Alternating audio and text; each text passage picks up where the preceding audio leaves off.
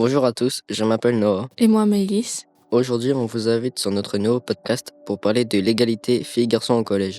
Pour discuter de ce sujet, nous serons avec Iris, élève de 4e, Alan, élève de 3e, et Madame Rosé, psychologue du collège Chenet Delaunay. Bonjour Iris, bonjour Alan.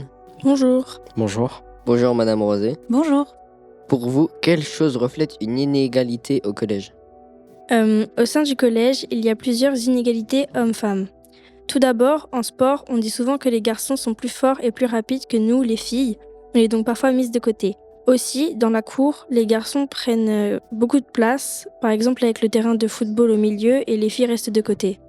Et à vous Alan? Le principal ne veut pas que les garçons aillent aux toilettes pendant les heures de cours, alors que les filles peuvent. Ok, merci pour votre réponse. Madame Rosé, comment expliqueriez-vous simplement l'égalité filles-garçons au collège?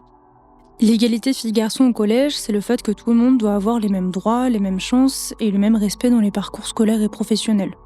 Dans l'accès à l'éducation pour tous et toutes, dans les résultats scolaires, les choix d'orientation proposés et les interactions sociales. Revenons à Iris et Alan. Qu'est-ce qu'on peut faire pour l'égalité filles-garçons? Déjà, il faudrait des choses plus concrètes, pas seulement en parler une fois par an, mais plusieurs fois et régulièrement. Et en sport, arrêter de penser que les garçons sont naturellement meilleurs et faire des équipes mixtes pour valoriser les efforts de tout le monde. Et vous, Alan? On peut faire des affiches pour les accrocher dans l'établissement, pour sensibiliser les élèves à la question de l'égalité. D'accord. Madame Rosé, pourquoi ce sujet est important quand on est ado? Alors le sujet, il est important tout le temps, mais particulièrement quand on est des adolescents et adolescentes, parce que c'est une période où on forge son identité, nos centres d'intérêt vont se concrétiser, généralement c'est vers 16-17 ans. Au collège, on a aussi, et au lycée, des choix d'orientation à faire. C'est la période également où on développe la confiance en soi. On remarque dès le collège, dès la primaire même, que les résultats scolaires ils sont différents entre les filles et les garçons. De manière générale, les filles elles vont avoir de meilleurs résultats dans la plupart des matières. Et pour autant, c'est pas quelque chose qui est dû à un talent inné, mais c'est aussi des attentes qu'on va avoir envers les filles, des attentes sociales, des attentes comportementales. Les adultes vont avoir plus de tolérance pour des comportements de certains garçons et à l'inverse, plus d'attentes chez les jeunes filles. Le rapport au travail et à l'effort, il est différent.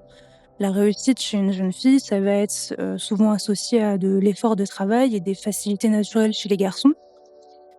Il y a des études aussi qui mettent en avant que les jeunes filles ont tendance à sous-estimer leurs capacités.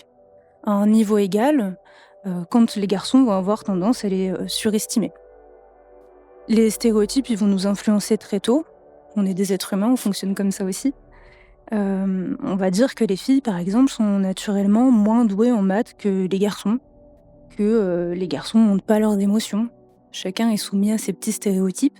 Et il y a des études qui sont intéressantes, qui mettent en avant, par exemple, qu'il y a un jeune sur deux de 11 à 24 ans qui croit que les filles sont moins douées en sciences. Donc c'est un sujet qui est important à aborder parce qu'il nous concerne tous et toutes et qui nous concerne très tôt.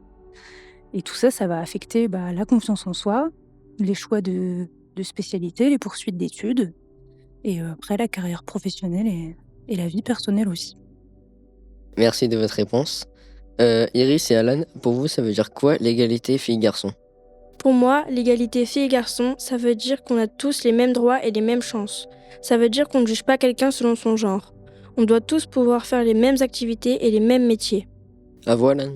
L'égalité filles-garçons veut dire que les filles doivent être égales au collège, surtout au niveau des toilettes et au sport. Madame Rosé, est-ce que les stéréotypes influencent beaucoup les jeunes d'aujourd'hui? Alors les stéréotypes, ils influencent tout le monde. C'est comme ça que notre cerveau fonctionne aussi, mais particulièrement les adolescents et adolescentes. On sait que c'est une période où on a besoin de sentiments d'appartenance, d'appartenir à un groupe. On est en pleine construction sociale. Et chez les enfants, les jeunes ados, il y a aussi encore beaucoup de mimétisme. Il y a un phénomène qui s'appelle la menace de stéréotype, où on va avoir tendance à confirmer un stéréotype qui nous concerne quand on en a connaissance et qu'on est en situation où on peut le confirmer. Par exemple, un stéréotype qui concerne les jeunes filles et leurs faibles compétences en mathématiques.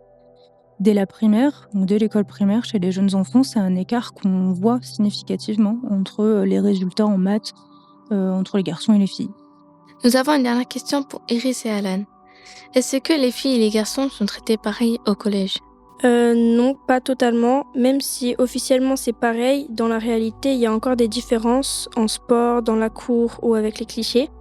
Donc on avance, mais c'est pas encore complètement égal. Et vous, Alan?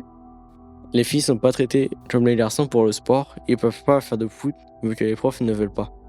Et pour finir, Madame Rosé, quelle inégalité vous observez le plus chez les élèves? Alors là, chez les élèves, je vais parler un petit peu de mon expérience personnelle et de ce qu'on observe dans l'éducation nationale de manière générale. Ce qu'on va voir, c'est surtout au niveau des choix d'orientation. On voit bien que les jeunes filles ont tendance à plus s'orienter vers, des études, des formations littéraires, dans les domaines des sciences humaines ou sociales, quand les garçons vont, plus s'orienter dans les filières scientifiques, dans l'artisanat, dans les métiers manuels. Les filières scientifiques, de type, prépa ou spécialité scientifique avancée, c'est moins de 30 de filles qui sont dans ces filières-là, pour ce qui est, de l'orientation. Ensuite, il y a un gros sujet autour des violences, sexuelles et sexistes dans les établissements, hein, collège, lycée. On remarque beaucoup, le fait que les filles, elles subissent plus, d'insultes, de violences à caractère sexuel entre jeunes et malheureusement avec des professionnels aussi parfois. Toutes ces inégalités-là, ça a beaucoup d'impact sur, la vie professionnelle après, en termes, d'écart salarial, d'accès à des postes à responsabilité et dans la vie personnelle aussi. Merci à Iris, Alan et Madame Rosé d'avoir répondu à nos questions et merci aux auditeurs de nous avoir écoutés.